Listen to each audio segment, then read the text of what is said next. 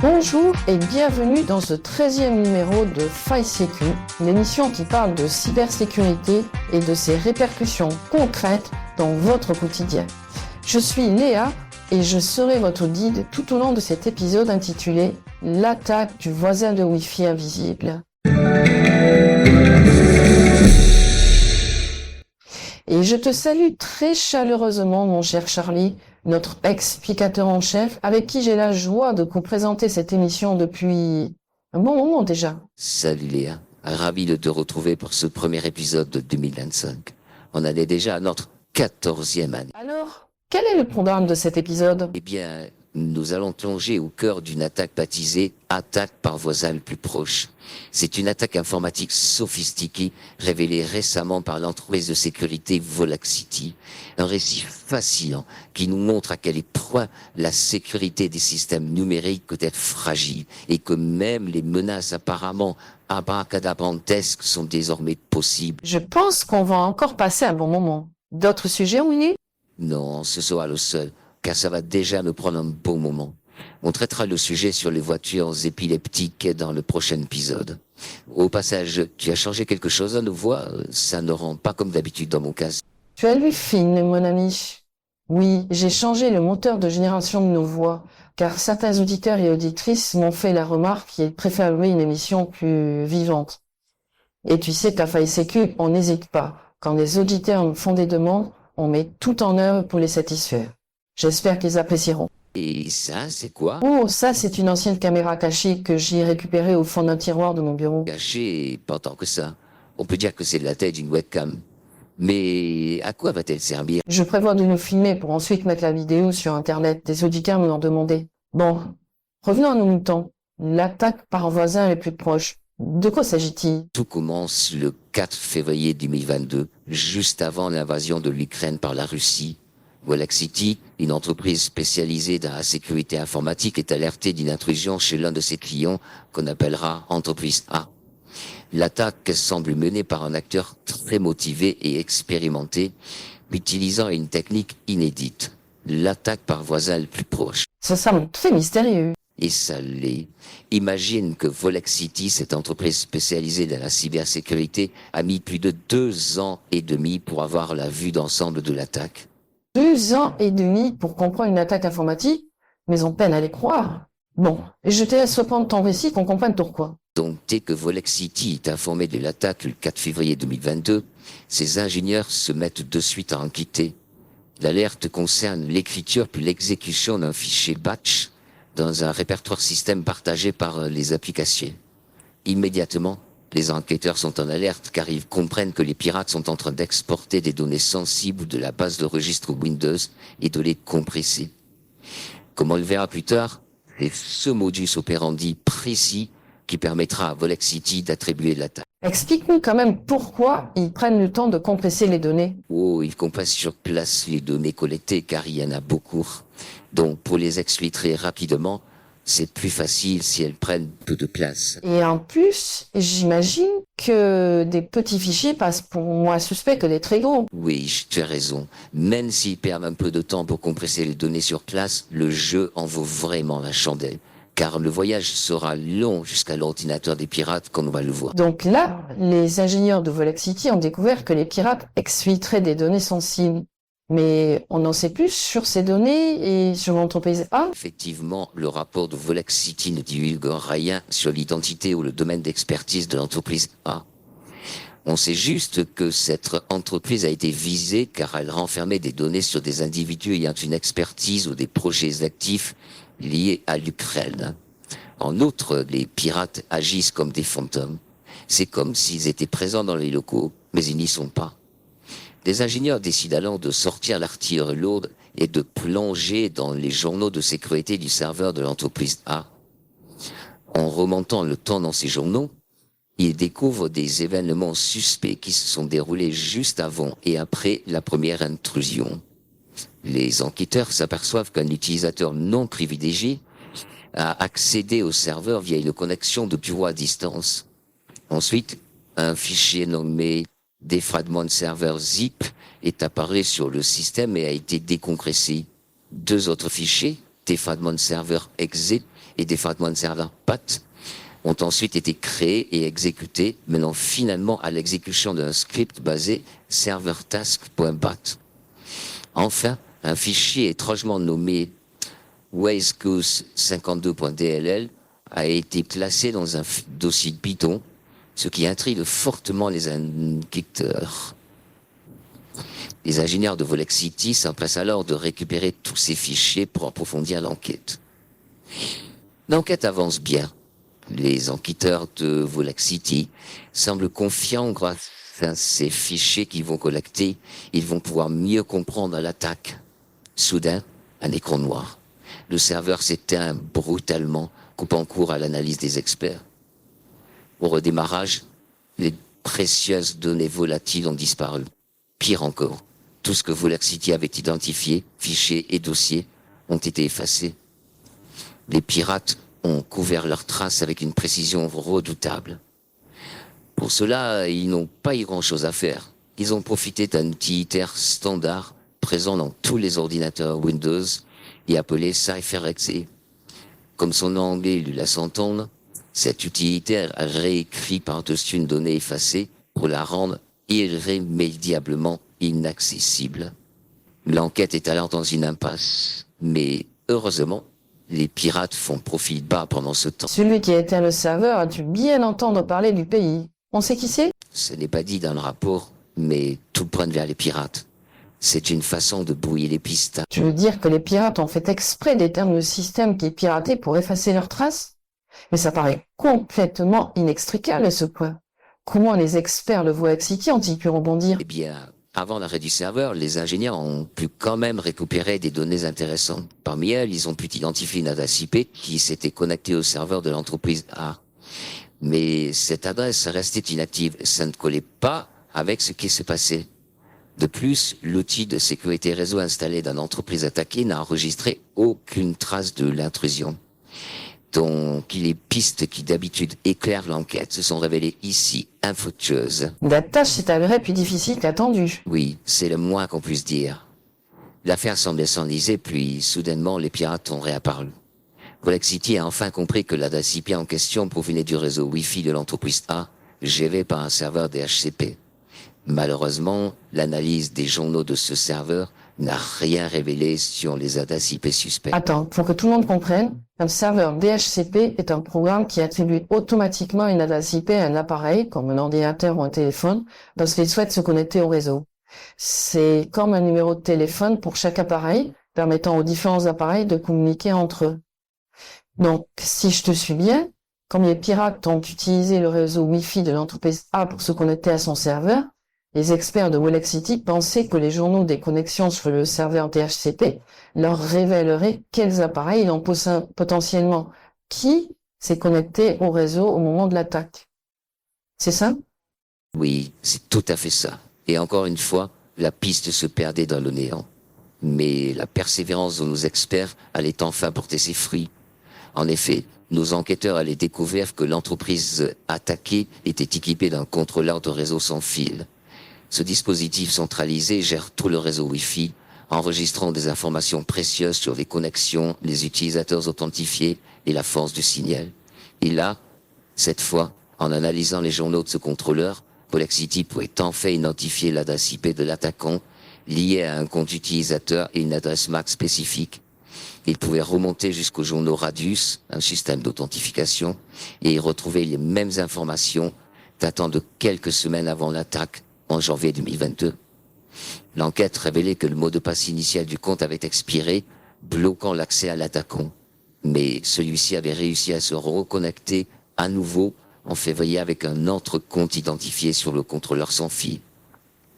Les investigations de Volexity ont révélé une stratégie astucieuse de la part des pirates. Ils ont utilisé un service de connexion à distance réservé aux employés pour tester des combinaisons de mots de passe par force brute. La double authentification du service a empêché toute connexion effective, mais à ce moment-là, les pirates en avaient déjà suffisamment. Ils avaient déjà réussi à récupérer 3 identifiants et mots de passe valides. Ces informations précieuses leur ont ensuite permis de se connecter au réseau interne de l'entreprise en passant par le réseau Wi-Fi de l'entreprise A. qui était moins sécurisé. Attends, tu veux dire que les pirates ont utilisé un service de l'entreprise A disponible sur Internet pour tester librement des mots de passe et finir par en trouver 3 appartenant à des employés de l'entreprise? Et qu'ensuite, grâce à ces identifiants volés, ils ont pu se connecter au réseau Wi-Fi de l'entreprise A qui ne demandait pas de double authentification. Et c'est là une des failles majeures de sécurité. Penser que quelqu'un qui se connecte au Wi-Fi est forcément sur place dans les locaux et a donc déjà badgé ou passé un portique de sécurité, donc est forcément légitime à se connecter au réseau d'entreprise sans avoir à valider son mot de passe par une double authentification. Attends, tu es en train de nous dire que les pirates n'étaient pas physiquement sur place? Mais où se trouvaient-ils alors? Car il faut bien être proche d'un réseau Wi-Fi pour s'y connecter. Excellente question. Et nos experts se sont posés exactement la même. Mais alors, dis où? Les auditeurs veulent savoir. Où étaient les pirates? Cachés dans un placard? Oh, n'y est pas encore. Imagine les trésors d'ingéniosité dont ont dû faire preuve les ingénieurs de Volexity pour extrapoler un modus operandi à partir de maigres traces laissées par les attaquants. Alors je continue. En croisant les données du contrôleur sans fil avec un plan du bâtiment, Volexity a découvert que l'attaquant se connectait au même point d'accès, situé dans une salle de conférence, parfait des fenêtres donnant sur la ruche. L'attaque ne venait donc pas de l'intérieur. Pouvait-il s'agir d'une opération de proximité menée depuis la rue? Volexity était sur le point de découvrir la vérité. Enfin, c'est l'Arlésienne, cette histoire. Et ce n'est pas encore fini, car alors que Volexity aidait l'entreprise A à se relever de l'attaque en apportant des améliorations au système de sécurité et de journalisation du réseau, en réinitialisant les mots de passe compromis, ils firent une découverte majeure. Malgré la réinitialisation des mots de passe, l'attaquant avait toujours accès au réseau Wi-Fi d'entreprise grâce à des identifiants valides. Mais cette fois, grâce aux nouveaux outils de surveillance mis en place, Volexity pouvait intercepter tout le trafic Wi-Fi et identifier le nom de l'ordinateur de l'attaquant, ainsi que son domaine Active Directory. Et là, surprise, le domaine appartenait à une entreprise située sur le trottoir d'en face, l'entreprise B. Attends. Donc là, tu nous dis que les pirates se sont d'abord connectés au réseau de l'entreprise B et que depuis ce réseau B, ils ont rejoint le réseau sans fil de l'entreprise A ciblée? Mais c'est impossible. Un réseau sans fil d'une entreprise n'accepte pas de demande de connexion provenant d'une autre entreprise. Ce que tu dis est tout à fait juste. Sauf si le sans fil de l'entreprise A a une configuration trop laxiste. Ah ok, je vois. Les pirates ont profité d'une négligence dans la sécurité du sans fil de l'entreprise A pour s'y connecter depuis l'entreprise voisine B. Donc, l'attaque venait de l'entreprise B. Tu vas un peu vite en besogne, car c'était un leurre, une fausse piste pour dérouter les enquêteurs. Et les ingénieurs vont vite s'en apercevoir quand ils décident de contacter cette entreprise B voisine, qui coopère alors plein allant. Volexity découvre alors comment l'attaque a eu lieu. Les pirates avaient d'abord compromis un ordinateur de l'entreprise B via un accès du bureau à distance utilisant un compte administrateur piraté préalablement. Cet ordinateur, connecté à la fois au réseau filaire et au Wi-Fi, servait de passerelle vers le réseau de l'entreprise A, dont les pirates possédaient déjà les identifiants et mots de passe. En poursuivant leur enquête, les experts cyber ont découvert que les pirates avaient 2 façons de se connecter au réseau interne de l'entreprise B. Ils pouvaient y accéder tout d'abord en utilisant des identifiants qui leur permettaient de se connecter au réseau privé virtuel de l'entreprise B, qui n'était pas pourvu de double authentification. Et ensuite, les pirates s'étaient préparés un autre accès en passant par les Wi-Fi d'une 3e entreprise voisine, C. Ceinture et bretelles. Prévoyants ces pirates. Donc, pour atteindre les serveurs de l'entreprise A, les pirates sont passés par l'entreprise B voisine pour brouiller les pistes. Et comme ce n'était pas suffisant, ils sont passés par une 3e entreprise C pour se connecter à P. Et ensuite à A. Hyper organisés ces pirates quand même. Tu ne sais pas si bien dire. Et nos experts aiment bientôt découvrir quels pirates de haut vol se cache derrière ce piratage. Ah oui, grâce à l'entreprise ses voisines, ils vont pouvoir savoir qui s'est connecté à leur réseau et donc remonter aux pirates grâce à leur adresse IP. Ça aurait pu se passer comme ça, mais malheureusement, l'entreprise C n'a pas souhaité coopérer.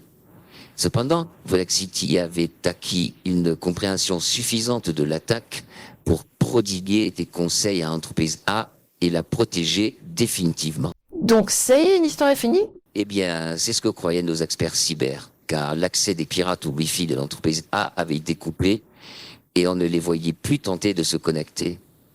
Mais un mois plus tard, une nouvelle alerte retentissait, indiquant une nouvelle activité suspecte sur le réseau de l'entreprise A. En analysant cette activité, les experts cyber découvraient que de nouveau, les mêmes pirates s'étaient infiltrés sur le réseau interne de l'entreprise A. Non mais c'est énorme cette histoire. On n'a pas affaire à des amateurs. Mais là, cette fois, nos experts Zabieri ont rapidement remonté le filon qui aboutissait au réseau Wi-Fi pour les invités. Tout le monde dans l'entreprise A pensait que ce réseau sans fil était complètement isolé du reste du réseau. Mais un système pouvait faire la passerelle entre ce réseau public non protégé et le réseau interne confidentiel de l'entreprise A. Les pirates utilisaient encore des outils Windows standard pour trouver des failles dans le réseau qu'ils souhaitaient attaquer. Et en poussant l'analyse encore plus loin, des experts cyber ont découvert que les pirates passaient par l'entreprise C pour se connecter à l'entreprise A. Et depuis lors, plus aucune activité liée à cette attaque par voisins proches n'a pu être observée. Pas été voisins. Mais attends, on sait qui étaient ces pirates? Oui, après avoir fouillé dans tous les indices numériques qu'ils avaient recueillis, les experts de Volexity ont pu identifier les coupables. Mais au départ, l'entreprise de cybersécurité était face à un vrai mystère. Impossible de savoir qui se cachait derrière cette intrusion. Les adresses IP utilisées par les pirates ne correspondaient à aucun acteur malveillant connu. Mais quand les ingénieurs de Volexity ont compris qui était ciblé dans l'entreprise A et les données visées, ils ont alors rapidement suspecté les Russes. Et donc, quel groupe de cyberpirates russes était à la manœuvre? Eh bien, figure-toi que la réponse n'a pas immédiatement fusé. Car souviens-toi que l'attaque a débuté en janvier-février 2022. 2 ans plus tard, Volexity n'était toujours pas en mesure d'attribuer précisément l'attaque à un acteur malveillant russe particulier. Mais il y a 9 mois, en avril dernier, Microsoft a publié un rapport de sécurité sur un groupe de pirates russes baptisé Blizzard de la forêt. Forest Blizzard en anglais. Et le mode opératoire décrit par Microsoft dans cet article collait parfaitement aux actions des pirates que Volexity avait observées. Les noms de fichiers, les commandes utilisées, tout ce que Microsoft décrivait concordait. Ce fut un sacré soulagement pour Volexity qui pouvait enfin identifier les responsables. Le groupe russe qu'ils appelaient Macabre Mélèze, Ghosom Larch en anglais. Le même groupe de pirates n'a pas le même nom chez Microsoft et chez Volexity? Oui, c'est fréquent. Chaque société de cybersécurité donne leur propre nom au groupe d'attaquants qu'elle rencontre. Et Volexity avait déjà croisé Macabre Mélèze ou Blizzard de forêt sur d'autres champs de bataille numériques. Ce groupe de pirates russes est aussi connu sous le nom de Ours Raffiné, Fancyber, en version originale. Non. Attends, je parle bien du groupe Ours Raffiné? Mais ce sont de véritables légendes. Des cybercombattants affiliés au service secret russe, le GRU. Pas des amateurs, et certainement pas à leur premier coup. Donc, si je résume, les pirates russes ont utilisé les entreprises voisines comme un tremplin pour infiltrer leur cible finale. Dans chaque entreprise affectée, ils ont utilisé les outils Windows les trouver sur place, se déplacer de proche en proche jusqu'à leur cible.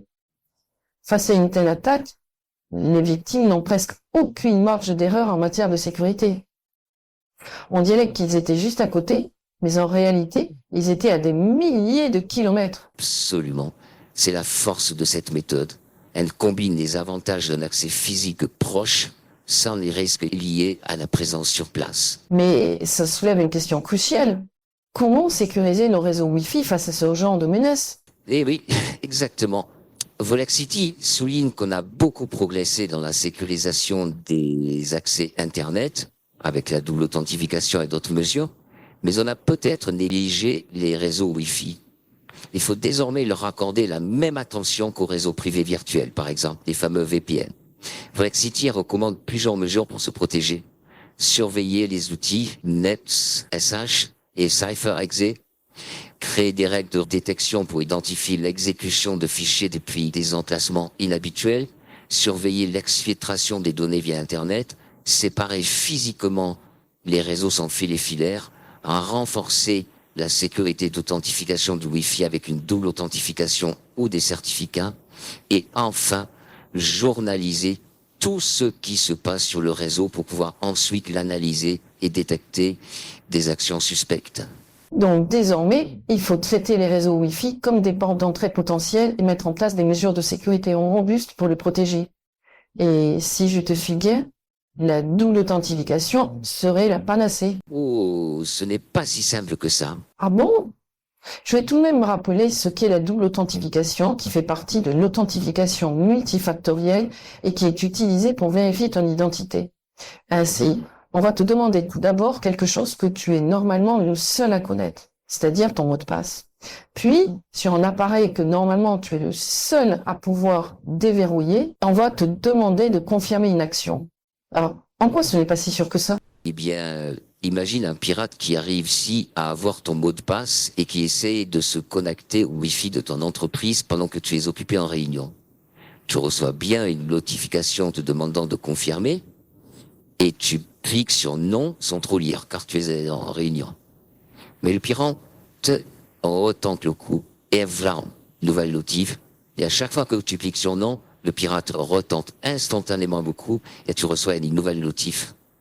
Bref, tu t'en lasses et finis par cliquer sur oui pour faire cesser les notifications. Le pirate vient alors de pénétrer dans ton entreprise via ton compte.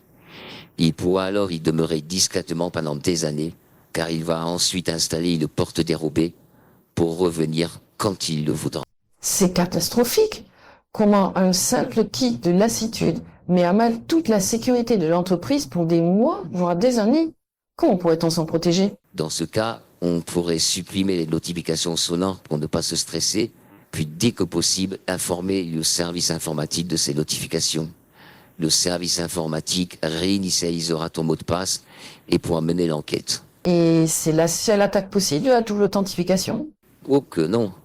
Je t'en donne une dernière, mais il y en a à foison, car les pirates sont très créatifs. Les attaques par hameçonnage sont aussi très efficaces pour tromper l'utilisateur. Un jour où tu télétravailles, par exemple, tu reçois un message sur ta messagerie qui reprend parfaitement les codes de ton entreprise et qui t'invite à te reconnecter pour activer les nouveaux services de renforcement de la sécurité mis en place récemment. Un code QR t'est même proposé pour te réauthentifier rapidement. Tu es en télétravail, ça t'arrange, ce sera rapide. Tu prends alors ton téléphone perso pour utiliser le code QR et tu ne vérifies pas suffisamment l'adresse affichée car elle est très longue et ne s'affiche pas en entier. Tu rentres ton mot de passe et le code de vérification envoyé sur ton téléphone et tu es reconnecté. Et je ne vois pas le problème? Eh oui, car le pirate a toute unité pour te tromper. L'email est un faux, te renvoyant sur un faux site ressemblant trait pour trait à celui de ton entreprise. Le site pirate fait l'intermédiaire entre toi et le vrai site de ton entreprise. Donc pour toi, c'est totalement transparent. Sauf que tout ce que tu tapes est vu par le pirate. Ton mot de passe et le code reçu sur ton téléphone. Avec ce sésame, il peut alors se connecter à sa guise en même temps que toi et aller placer sa porte dérobée pour revenir plus tard. Ah oui, quand même. Et là, on peut s'en protéger? Oui, et une parade consiste à n'utiliser que son matériel d'entreprise pour faire tout ce qui a trait au travail, car ces appareils professionnels sont dotés de protections logicielles efficaces et coûteuses. Par exemple, là, si tu utilises ton téléphone pro pour suivre le code QR, le téléphone va de suite t'avertir du danger et refuser de suivre le lien. Donc le danger est de suite écarté. Malheureusement, toutes les entreprises n'ont pas forcément les moyens de bien s'équiper comme ça. Mais une question me taraude. Pourquoi Internet est-il si risqué? Pourquoi chaque protection peut être contournée? Excellente question. Eh bien, rappelle-toi des débuts d'Internet. À l'origine, l'objectif des pionniers d'Internet était d'interconnecter des systèmes ensemble, et c'était merveilleux de voir des ordinateurs communiquer d'un bout à l'autre du globe. Tout a été pensé pour un Internet ouvert et interconnecté. Donc, intrinsèquement, Internet n'a pas été conçu pour la sécurité et reste pour eux. Des mesures de sécurité sont par conséquent ajoutées au fur et à mesure pour adresser les vulnérabilités qui apparaissent. Mais il y a toujours des petits malins qui imaginent des contournements à ces protections. Il faudrait rester très prudent alors. Eh bien, on a fait le tour de cette attaque par voisins proches. C'était passionnant, comme toujours. On se retrouve bientôt? Tout à fait, ma chère Léa. On se retrouve en février pour parler automobile et crise des Piazzi. On va encore bien s'amuser. Je n'en doute pas. Alors, à tantôt mon ami. Et peut-être qu'on se retrouvera en vidéo d'ici là. Scrutez bien les nouvelles, chers auditeurs. Et dites-nous si vous aimez nos nouvelles voix. Il me tarde de nous voir en vidéo. À tantôt, Léa.